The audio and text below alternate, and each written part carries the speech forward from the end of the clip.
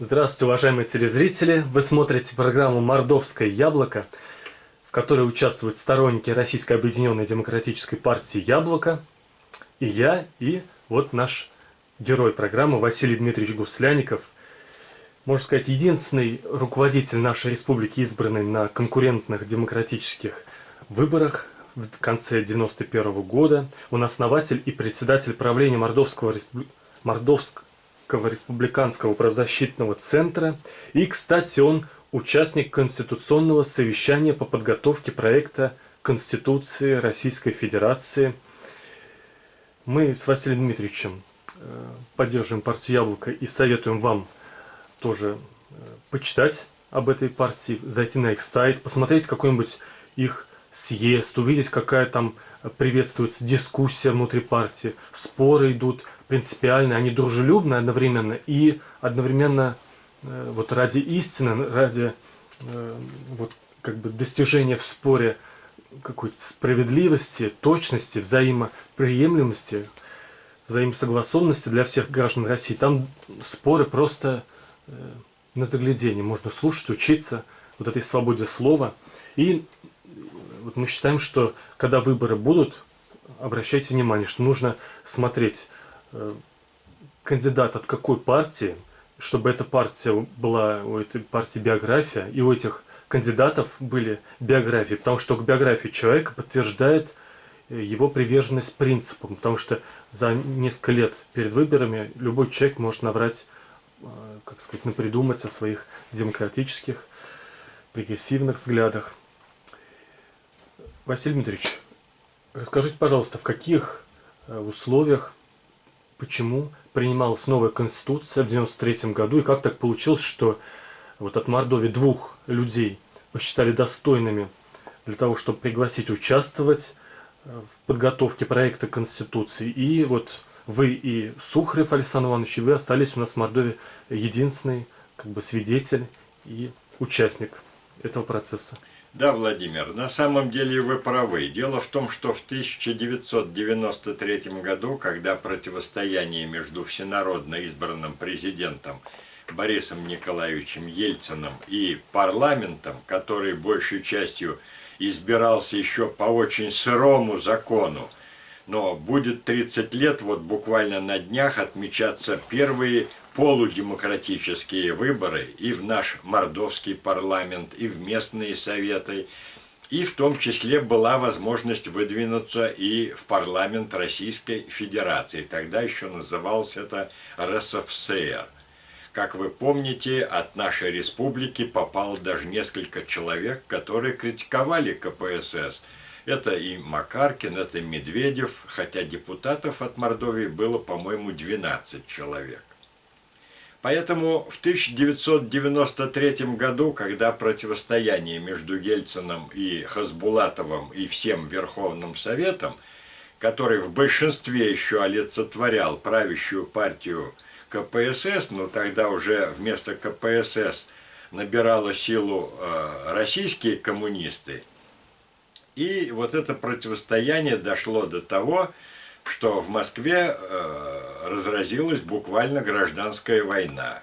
Кто из них там первый начинал, по этому поводу есть публикации, в которых прописано все по часам. У меня такая книга есть, эта книга на 500 страниц примерно, и там прописано, что первым делом Рудской, которого короновал Хасбулатов на сессии Верховного Совета, временно исполняющим обязанности президента России, кричал вместе с генералом Макашовым «Вперед на мэрию!». И первым делом они заняли вооруженным путем, смяв охрану, мэрию Московскую, которая находится рядом на набережной Краснопресненской, рядом с Домом Советов. После этого все видели по телевидению, когда вот эта оголтелая вооруженная толпа пошла брать штурмом Останкино. Ну, все это расписано, поэтому всякие инсинуации на эту тему, они не нужны. Дело в том, что в 1993 году, после того, когда проведен был всенародный референдум в России, и там были поставлены 4 вопроса, в том числе и о доверии президенту, президент получил доверие, и после этого заработала Конституционная комиссия, поскольку депутаты сами добровольно отказались участвовать в разработке нового проекта, то фактически этот проект был, можно сказать, президентский. Основоположником всех, так сказать, разделов, всяких тонкостей, это были известные ученые Алексеев и Сергей Михайлович Шахрай. Вот. В этом конституционном совещании принимали участие около 1000 человек. В основном это были юристы, в том числе были представители от каждого региона, один от представительной власти и один от исполнительной. Вы от исполнительной, да? Поскольку, да, я тогда еще был номинально президентом нашей республики, то я участвовал от исполнительной власти, а Верховный Совет нашей республики во главе с Бирюковым выдвинули Александра Ивановича Сухарева, и он участвовал в работе вот этого конституционного совещания. А какое он отношение имел к Верховному Совету? Никакого? Его просто выдвинул как большого ученого, а главное, он был сторонник Верховного Совета. Ну, биография Александра Ивановича, она известная. Он в свое время был секретарем райкома КПСС, поэтому ему дороги были все эти идеи, и Бирюков и его команда посчитали, что он достойно будет представлять наш Красный Верховный Совет. И сторонником ГКЧП он был? Ну, это вопрос другой, там надо будет исследовать, каким он сторонником был. Тогда все номенклатурные работники просто выжидали. Чья сторона возьмет, тем сторонником они и будут. Значит, что касается этой Конституции.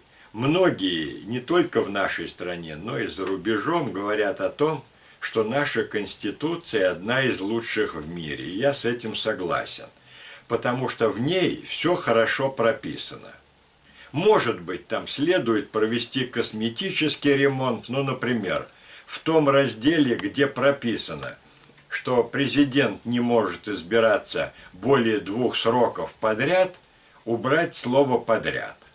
Сейчас с этим согласен даже и наш президент Владимир Владимирович Путин, потому что вот это слово было вставлено только для того, чтобы не было узурпации власти там одним человеком на длительное время. Ельцином имеется в виду. Я не знаю, кем там имелось в виду, но смысл такой, что если существует нормальное демократическое государство, то вообще этой фразы быть не должно. Потому что если будет нормальный президент, который поддержан всей страной, то можно хоть 10 раз его избирать. И мы знаем такие прецеденты. Во время войны в Америке Рузвельт избирался более 2 раз, хотя у них было такое ограничение. Это говорит о чем? О том доверии, которое народ выражал президенту Рузвельту. Так и я считаю, что в принципе этой не должно быть статьи вообще в Конституции. Но я считаю, что в Конституции должны жестко быть прописаны демократические основы нашего государства. У нас это прописано. И вот в этой Конституции, которая, в общем-то, замечательная Конституция, в ней есть эти все статьи о демократии. Но, я полагаю, для того, чтобы конкретизировать невозможность задушить демократию в нашей стране, можно прописать основные положения избирательного закона. Что я имею в виду? Например, у нас сейчас много партий существует зарегистрированных, но для того, чтобы партия смогла принимать участие в выборах, это совершенно невозможно. Если только Единая Россия разрешит участвовать, тогда она сможет, потому что у нас везде существуют так называемые муниципальные фильтры. Я полагаю, что все эти фильтры надо отмести. Более того, надо отмести и внесение залога вместо сбора подписей. Более того, надо упразднить и любой сбор подписей, потому что иначе это будет инструмент в руках правящей партии, которая может подписи признать, может забраковать. А если сделать таким образом, что любая зарегистрированная на территории Российской Федерации в Минюсте партия имеет право выдвигать в любом округе любого избирательного участка своих кандидатов без сбора подписей, без залога, то это будет настоящая демократия. И не надо бояться, что в каком-то избирательном округе будет 10 или 20 кандидатов. Существует очень много возможностей проведения выборов при большом количестве кандидатов.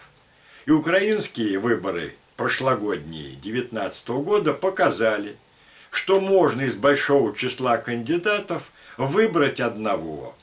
То есть сначала во второй тур выходят два кандидата, набравшие наибольшее количество голосов. Если ни один из кандидатов в первом туре не набрал больше половины, а во втором туре уже, естественно, кто-то из них наберет большинство голосов и будет избран. И я полагаю, вот это самый демократический случай, который надо прописать в нашей Конституции.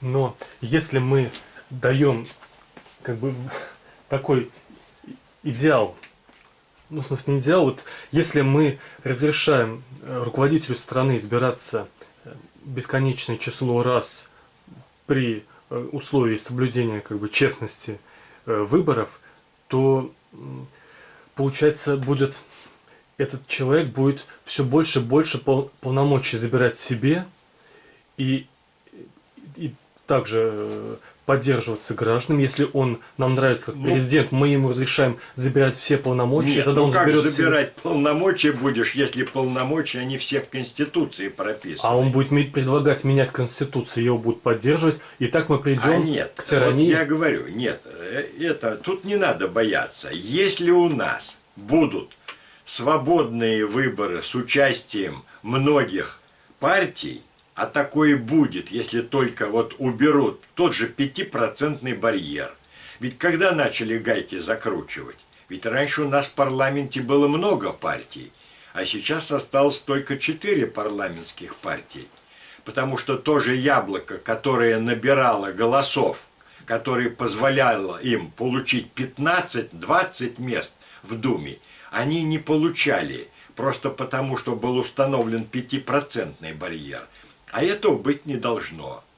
Дума – это место для дискуссий. Как говаривал один из бывших спикеров, что Дума – это не место для дискуссий, он глубоко ошибался. Потому что сама представительная власть, она и избирается для того, чтобы было место, где провести дискуссии. И у нас довольно много депутатов, 450 человек. И пусть эти 450 человек представляют всякие слои населения.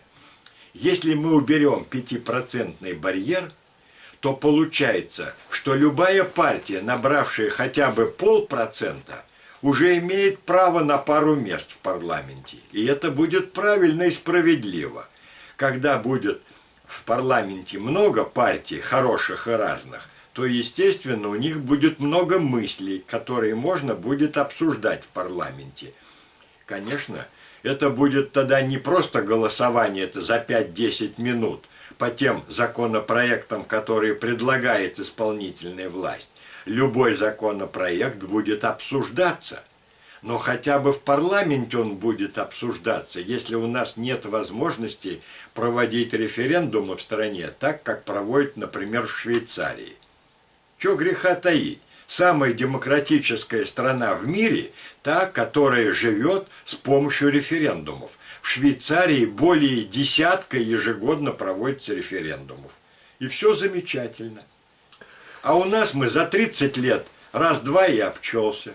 Это неправильно. 21 января этого года президент внес законопроект в Госдуму о совершенствовании регулирования отдельных вопросов организации публичной власти. И это как раз и есть тот законопроект о поправках в Конституцию, которые названы одной, единственной поправкой, чтобы голосовать потом пакетом, чтобы трудно было.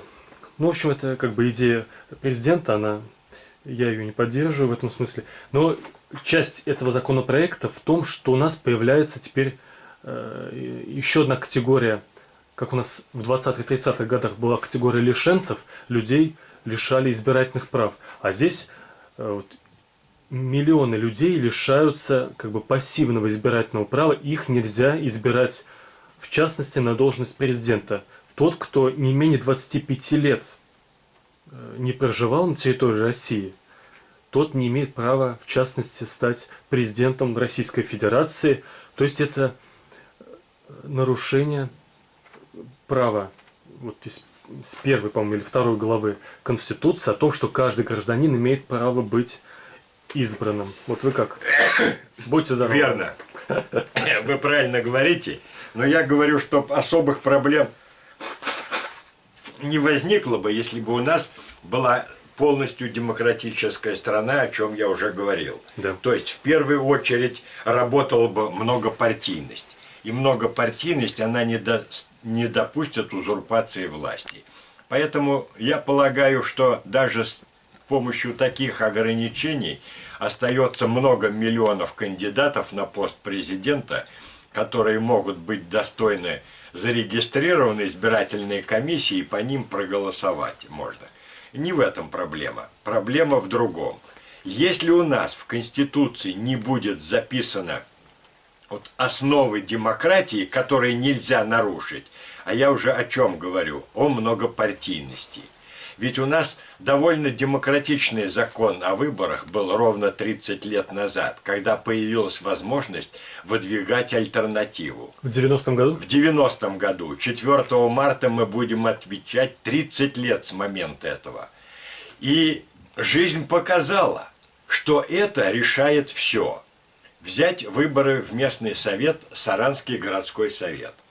Когда была возможность свободного выдвижения на собраниях трудового коллектива в цеху, в лаборатории, в отделе, выдвинуть в любой округ кандидатов в депутаты, то мы от демократической России выдвинули по городу Саранску в каждый из округов, и практически все они победили.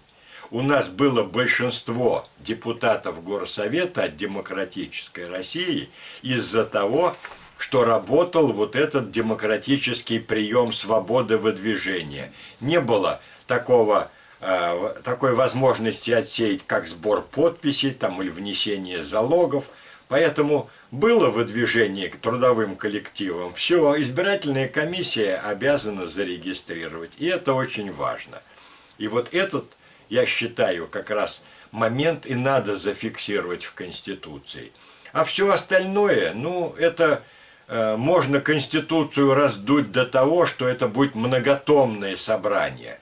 Если это сейчас вот несколько страниц, книжечка, я полагаю, что там все достаточно прописано. И если менять только те разделы, которые могут укрепить демократию в нашей стране, а уже потом все будет хорошо. Кстати, в этой Конституции прописана ведь замечательная статья 31 о свободе собраний, о свободе митингов. Но что сделала наша власть? Она сделала издание подконтрольным ей Государственной Думой, сделала издание законов, которые начисто выхолостили эту 31-ю статью. То есть для того, чтобы теперь люди могли в соответствии с Конституцией, 31 статьей, выйти на улицу на демонстрации и свободно собраться мирно и без оружия, что позволяет Конституцию, им надо будет пройти большую стадию вот этих препон, которые выставил этот закон. Для получения согласования. О согласовании времени, о согласовании места, о согласовании количества. И всегда в этом случае найдется возможность не согласовать, потому что в это время там, допустим, у нас на Советской площади будут пляски. И часто бывает, что на самом деле никаких мероприятий нет, но их нельзя... Вот я и говорю, вот эти препоны, они искусственно сделаны. И если бы в соответствии с тем, что в Конституции прописано, и Конституцию надо соблюдать, та же прокуратура, по которой есть одна статья, там я ее увидел. Но прокуратура – это, можно сказать, карманный инструмент для того, чтобы власть могла с помощью этого инструмента всех несогласных душить, всех, кого надо прищучить, прищучить, а в то же время, сколько не было обращений о защите прав человека в прокуратуру, она сама не хочет ничем заниматься. Вот буквально недавно мы 4 года бьемся с человеком, который имеет законное право на присвоение звания ветерана труда, машинист Рузаевского депо, который имеет знак 1 000 000 километров без аварийного пробега. Этот знак был учрежден еще в СССР совместным решением ЦК и министерства. И по этому знаку присваивали звание ветеран труда. А дошли до того, что в целях экономии средств этому человеку отказывают. Куда бы мы ни жаловались, в ту же прокуратуру, вплоть до генерального прокурора, спускают сюда вниз, а прокуратура назад посылает тем, на кого мы жалуемся. Поэтому такие вот, можно сказать, органы созданы, которые получают огромную зарплату, а работать не хотят. А надо просто соблюдать Конституцию. А вот если бы прокуратура хотела работать, то, в принципе, получается, для чего нужна прокуратура? Для того, чтобы у нас есть как бы единый стандарт для всей страны, какие права должны соблюдаться, защищаться в каждом регионе страны. И прокуратура должна вот эту линию проводить во всех регионах. В Мордовии, в Чечне, в Москве, там, на Сахалине. И для этого, вот мы пообщались в предыдущем беседе тоже со сторонниками партии «Яблоко» в Мордовии. И вот у нас такая версия, что Совет Федерации должен предлагать региональных прокуроров. Ну, это Как вам возможно. кажется? Дело в том, что вообще какова роль прокуратуры? На самом деле во многих странах самая главная роль принадлежит третьей ветви власти, это судебной. Вот по судебной власти здесь можно многое сказать. Я в каких-то выступлениях уже спрашивал и зрителей, и сам себе задавал вопрос, а почему Абрамович с Березовским судились в Лондоне? Они оба граждане Российской Федерации. Они судились в Лондоне по одной простой причине, что в Лондоне есть суд, а у нас, к сожалению, он до сих пор позвоночный. То есть, как ему скажут, так суд и примет решение. От слова «звонок». Звонок, А не от от слова слова «звоночник». звонок, Да. да. Поэтому вот судебную реформу в нашей стране надо проводить обязательно. К сожалению, попытки в 90-х годах провести эту судебную реформу, они не увенчались успехом, потому что корпоративное вот это сообщество судей, оно восстало против, потому что им сейчас удобно. Назначает президент, судебная власть служит президенту, получают огромные зарплаты, огромные пенсии. Естественно, они держатся за место, и, естественно, они судят в интересах того, кто им платит зарплату. Если на Западе сама судебная ветвь, она независима, то она, естественно, зависима только от закона. Вот это и надо сделать в нашей стране. Я уже неоднократно приводил примеры, как наша судебная власть работает. 20 лет назад примерно я выиграл пару исков по веерному отключению электроэнергии. Значит, в Ленинском суде выиграл один иск, взяли штраф с фирмы Мордовэнерго, который никакого отношения к рубильнику, который выключал у меня электроэнергию, не имеет.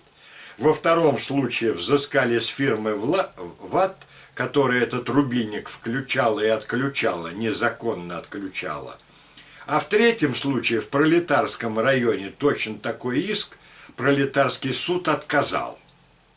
Получается. И главное, что все 3 иска в Верховном суде были утверждены. Получается, наш Верховный суд утвердил все 3 разных иска об одном и том же. Ну вот о чем здесь можно говорить? Но судьи же на основании внутреннего убеждения должны решать. И как бы Верховный суд уважает, что у людей разные убеждения. Правильно. Но для того, чтобы внутреннее убеждение у судьи было нормальным, его надо избирать, а не назначать. Это мое твердое убеждение. Так же, как мы регулярно избираем депутатов того или иного уровня, всех судей надо избирать, чтобы они были независимы ни от кого, только от Конституции. А президент-то предложил вообще, что теперь он и снимать будет их.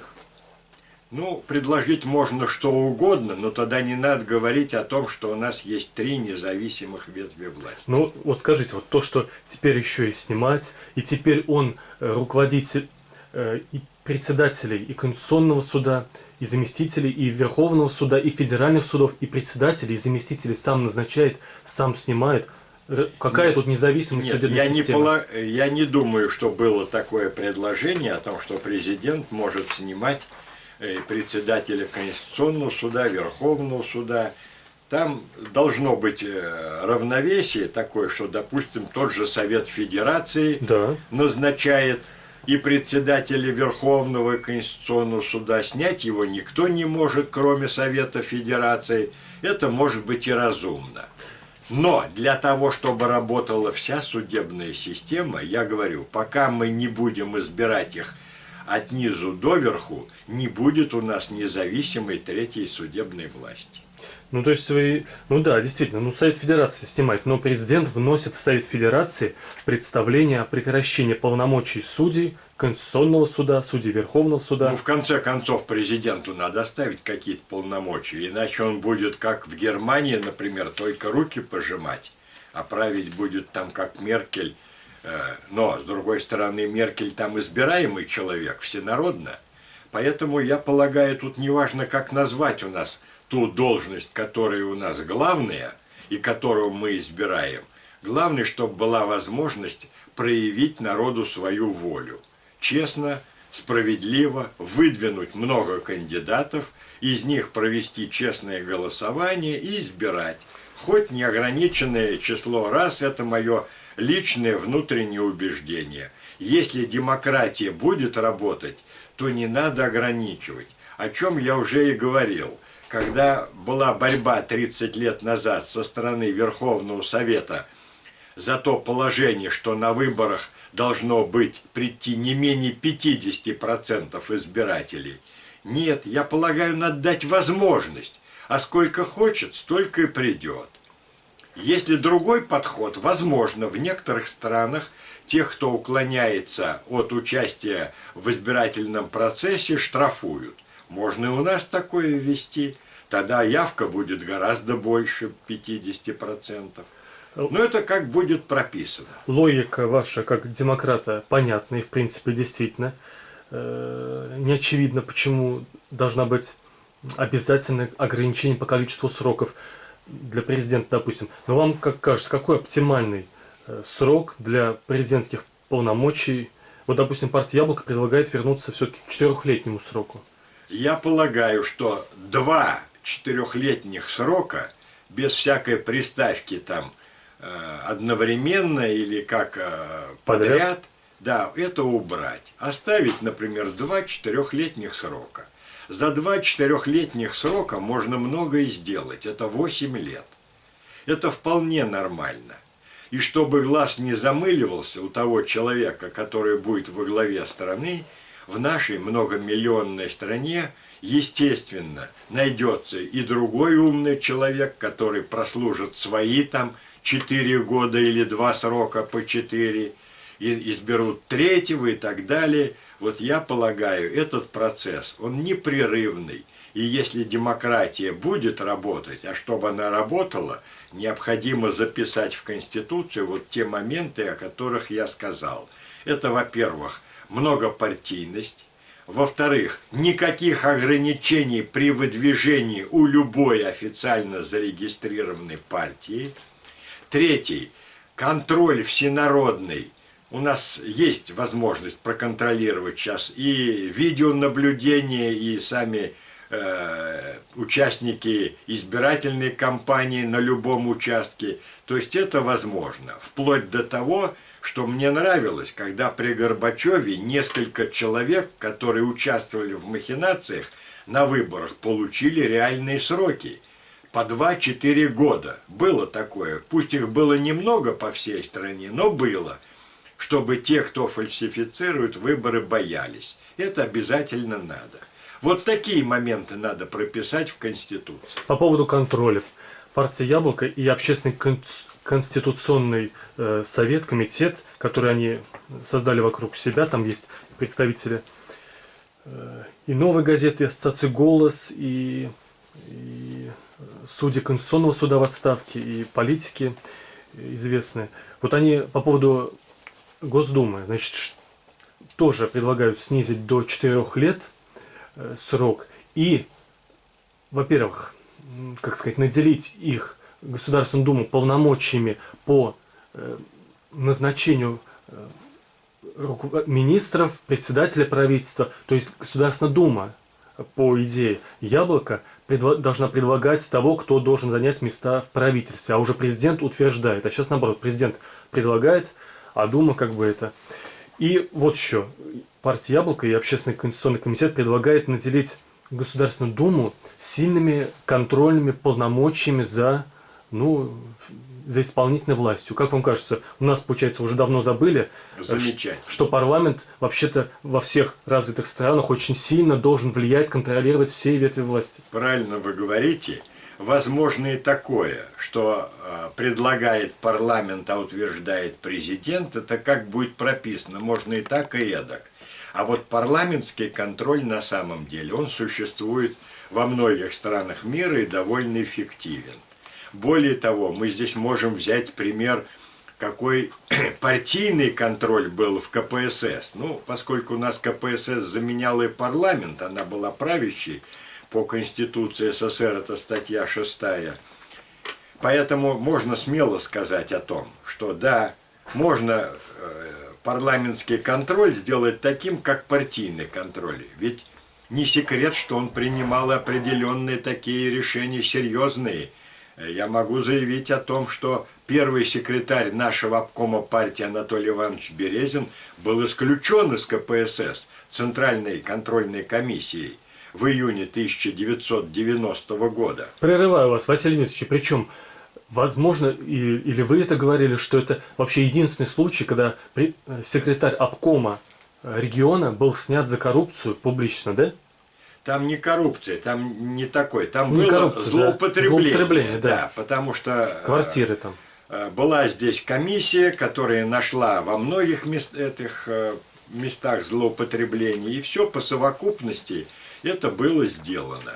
Раз, и во-вторых, еще то, что вы вот в интервью недавно говорили, это Сергею Анатольевичу Чернавину, что от демократов во всем Советском Союзе, в Советском Союзе от демократов было избрано только 2 или 3 кандидата в Крыму, в Мордовии. Это уже не в Советском Союзе было, это уже было в Российской Федерации. Крым же он не в Российской Федерации. А в Крыму, да, тогда был там Мешков избран президентом на альтернативной основе, но, к сожалению, еле живой унес ноги оттуда, поскольку его пытались отравить, как многих потом отравили, известный вот этот бизнесмен Кивелиди. Да. И прочие люди, там сейчас много всяких ядов. Скрипаль, Щекочихин, Литвиненко. Мешков вот еле выжил после того, когда вот эта оппозиция в лице красных, которые не могли смириться с тем, что они проиграли на выборах,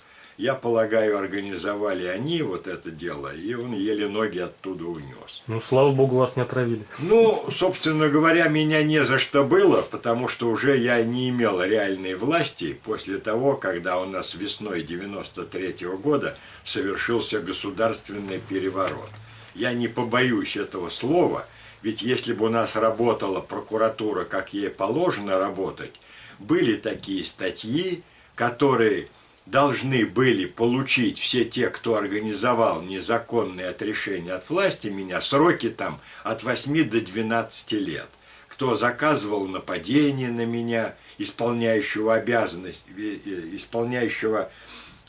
государственные обязанности депутата, потому что заказ был именно на меня как на депутата, который должен был огласить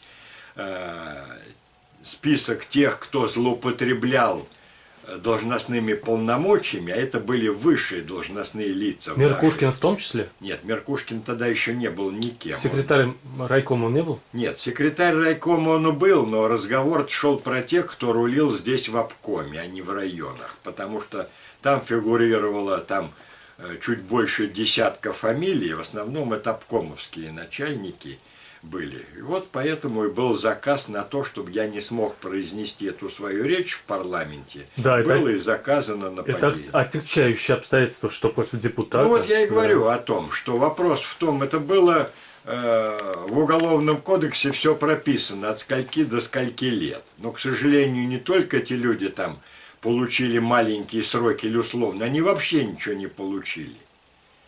Вот в этом я и говорю, что прокуратура – это просто тот орган, на который зря расходуются деньги. Да, и причем руководитель прокуратуры Сенькин, по-моему, подписал как раз справку против вас, да? А по этому поводу тут отдельный разговор. Я уже говорил как-то о том, что справку о злоупотреблениях Гуслянникова там сочиняли многие, в том числе эту справку подписал и прокурор Сенькин. Как оказалось, через несколько месяцев Пензенская прокуратура провела проверку и сказала, нет никаких нарушений со стороны Гуслянникова, ни злоупотреблений, ни других нарушений.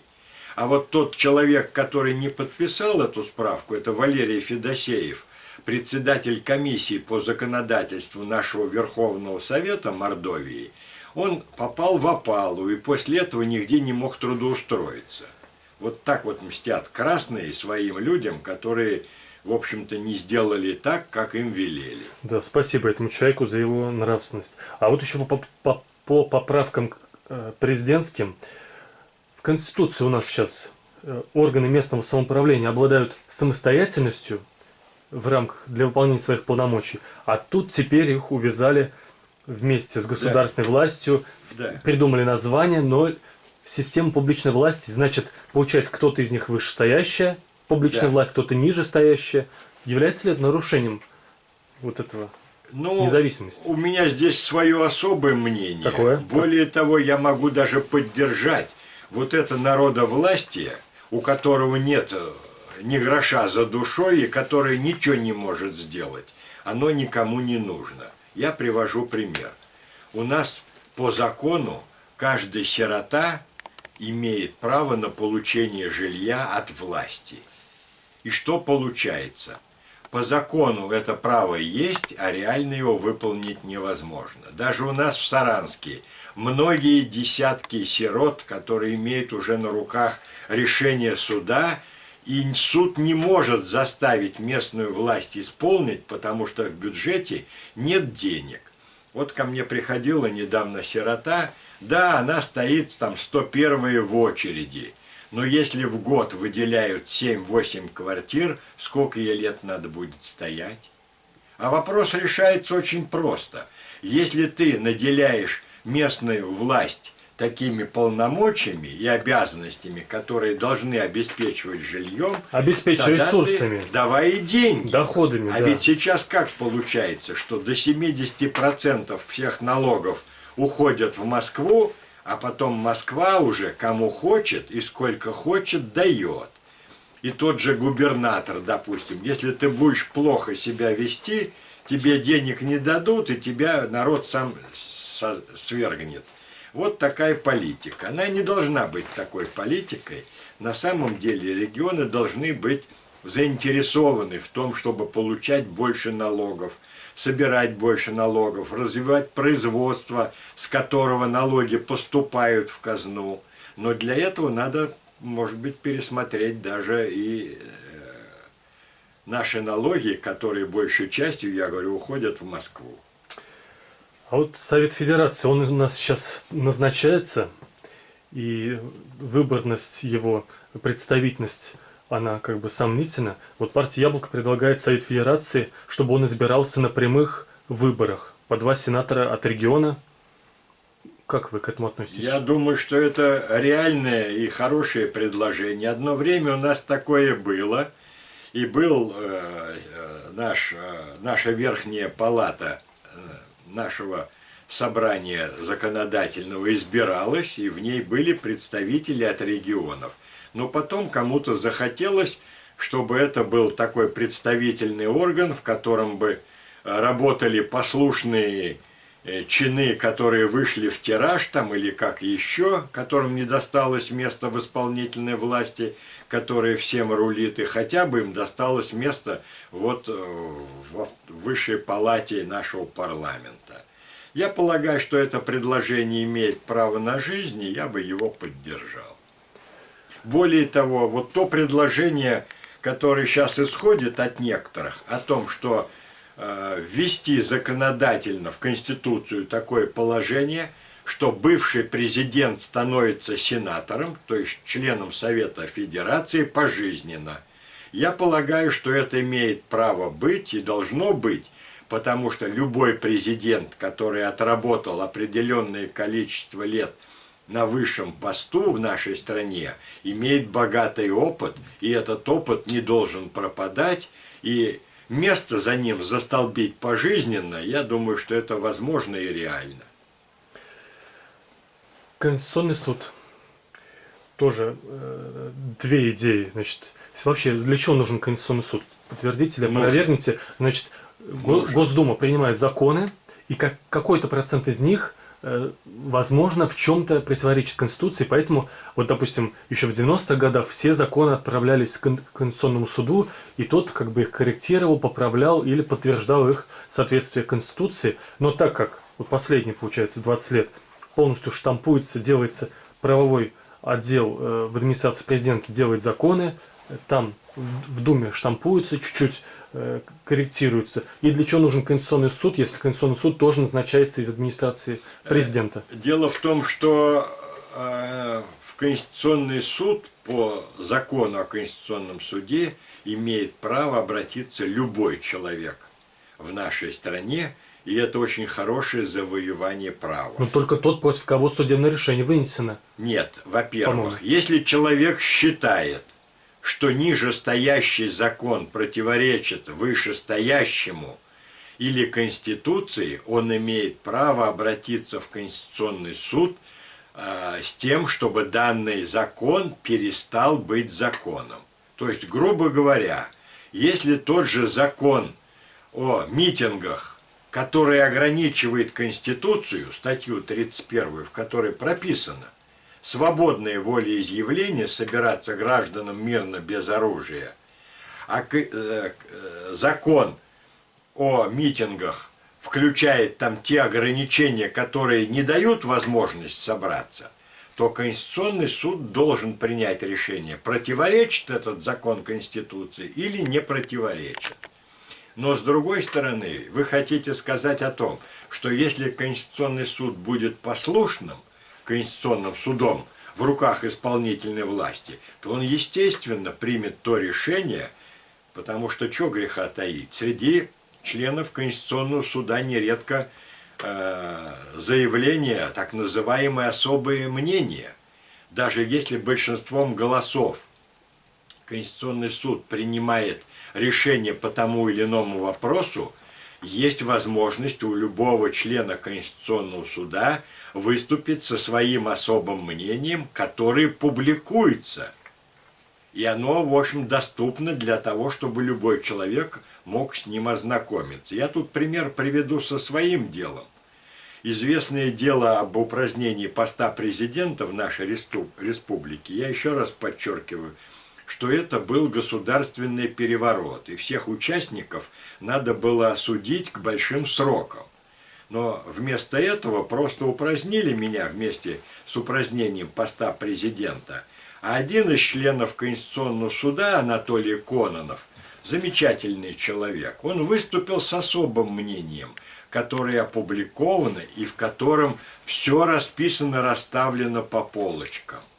Почему нельзя этого делать? А большинство членов Конституционного суда поступили так, как власть им указала сверху. Давайте все-таки, чтобы вы не выглядели слишком суровым, все-таки к срокам, я думаю, вот, Бирюкова и других не надо приговариваться, они же никого не убили, не напали. Очень многие к штрафам хотя бы. Очень многие у нас люди никого не убивают. Вы посмотрите Пензенское дело, буквально несколько дней назад. так называемое дело сети. Да. Не то, что не убили, ничего вообще нет, и никаких доказательств нет. А людям дали сроки по 12 лет и по 10. Их обвинили в терроризме, добились этого пытками Так или вот я о чём электрошоком говорю. к наручникам. Ну, это надо исследовать. Но вот Были там пытки те, кто вас или не свергли, были, да. они насилие не собирались совершать. Они совершили, получается, по нашей точке Статья зрения, в- государственное преступление, да? Статья в Уголовном кодексе гласит, там все это есть. Ну, гласит, ну, жестокое наказание. Вот как сейчас вот Анатолий Ну, Михайлович давайте пересматривать. Чушкин Анатолий Михайлович. Давайте пересматривать уголовный Зачем кодекс. его под арест, если он никого не убил, не напал, не избил? Ну, есть же домашний арест, там Есть. разные формы, браслеты, Есть. ограничения в общении. Есть. Что в клетку всех? Вот что за у нас за дикость такая? Ну, Всех в клетку. Чаще всего это бывает тогда, когда следователю не хватает доказательств, и для того, чтобы сломить волю человека, Сломить. его помещают в следственный изолятор. Там подержат полгода, он становится уже покладистей. Это вопрос другой. Мы сейчас обсуждаем Конституцию, и я хотел бы вот к чему перейти. 10 Мне секунд, Василий Дмитриевич. всего? Да. Жалко очень. Но одним словом, красные вот распространяют определенную бумагу, без всяких выходных данных, в которой прописано 5 секунд. о том, что вот так и так надо выступить против. Поэтому может быть. Василий Дмитриевич Гусляников, добрый наш правозащитник. Спасибо вам большое.